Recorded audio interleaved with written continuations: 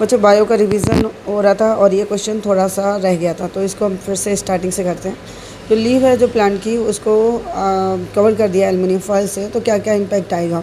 पहले तो फोटोसिंथेसिस नहीं होगी क्योंकि कोई भी रेस्पिरेशन नहीं हो रहा है, नो ऑक्सीजन ली नहीं जा रही है, तो कैसे काम चलेगा। मतलब ये ना oxygen, no respiration will take place, respiration नहीं होगा, no oxygen will be taken, और प्लांट भी जो रेस्पिरेशन करते हैं वो नहीं करेंगे, फोटोसिंथेसिस नहीं होगी क्योंकि CO2 भी नहीं ली जाएगी।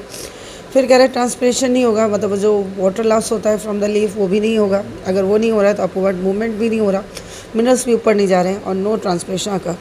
थर्ड पॉइंट जो इफेक्ट होगा वो होगा टेम्परेचर रेगुलेशन, जो टेम्परेचर रेगुलेट करती है लीफ वो भी नहीं होगा। तो इस वजह से क्या होगा, ये सब चीज़ें अफेक्ट हो जाएंगी अगर लीफ जो है प्लांट की उसको कवर कर देंगे एल्युमिनियम फॉयल से तो।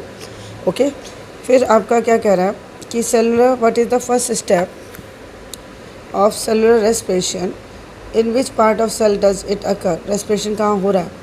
Right the equation for the process of break down of glucose in a human cell in the presence of oxygen and due to lack of oxygen. अगर oxygen है और oxygen नहीं है तो क्या चीज़ें इम्पैक्ट पड़ती हैं, या क्या क्या कैसे होता है वो बताना है आपको। तो पहला स्टेप सेलुलर रेस्पिरेशन का क्या है, ब्रेक डाउन है ग्लूकोज का। ग्लूकोज एक 6 कार्बन मॉलिक्यूल है, 3 मॉलिक्यूल वाले कार्बन में टूट जाता है जिसे हम पायरूवेट कहते हैं, और ये साइटोप्लाज्म में होता है। तो देख रहे हो आप, ग्लूकोज कन्वर्ट हो रहा है पायरूवेट में। पायरूवेट 3 कार्बन कंपाउंड है, जब ये फर्दर ब्रेक डाउन हो जाएगा ऑक्सीजन के प्रेजेंस में तो CO2 वाटर और एनर्जी बनती है। तो ये काम का वो आपका हो रहा है, ये आपका ऑक्सीजन के प्रेजेंस में हो रहा है। अगर ऑक्सीजन नहीं है तो क्या होगा, अगर ऑक्सीजन नहीं होती है तो उस केस में ग्लूकोज जो है साइटोप्लाज्म में पायरूवेट बनाता है, बट ऑक्सीजन नहीं है, इस वजह से क्या होगा, लैक्टिक एसिड एनर्जी बनती है, और लैक्टिक एसिड की वजह से ही आपको मसल्स क्रैम्प पड़ते हैं क्योंकि ड्यूरिंग एक्सरसाइज क्या होता है, ये आपके क्या होता है, ऑक्सीजन डिमांड ज़्यादा होती है और ऑक्सीजन सप्लाई प्रॉपर नहीं हो पाती, इस वजह से क्या होता है, लैक्टिक एसिड बनता है जिसकी वजह से क्रैम्प आता है। जबकि ये थोड़े अगर आप उसको गैप दोगे तो लैक्टिक एसिड क्या होगा, फर्दर ब्रेक डाउन हो जाएगा। तो क्रैम्प किस वजह से आ रहा है, लैक्टिक, ये बहुत आता है, ये वाला क्वेश्चन काफ़ी ज़्यादा आता है, तो इसको बच्चों आपको पढ़ना है, ठीक है। अब हम और देख लेते हैं कुछ क्वेश्चंस इसके।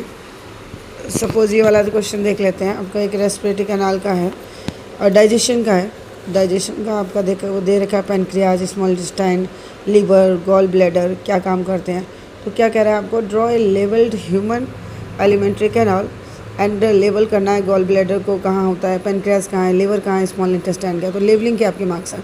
फिर कह रहा है 2 reason to explain why absorption of digestive food occur mainly in the small intestine.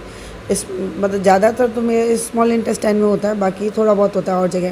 तो क्या रीज़न क्या है, क्योंकि वहाँ एफिशिएंटली वर्क होता है, वहाँ पे सारी चीज़ें होती हैं, मेन सेंटर है एक तरीके से।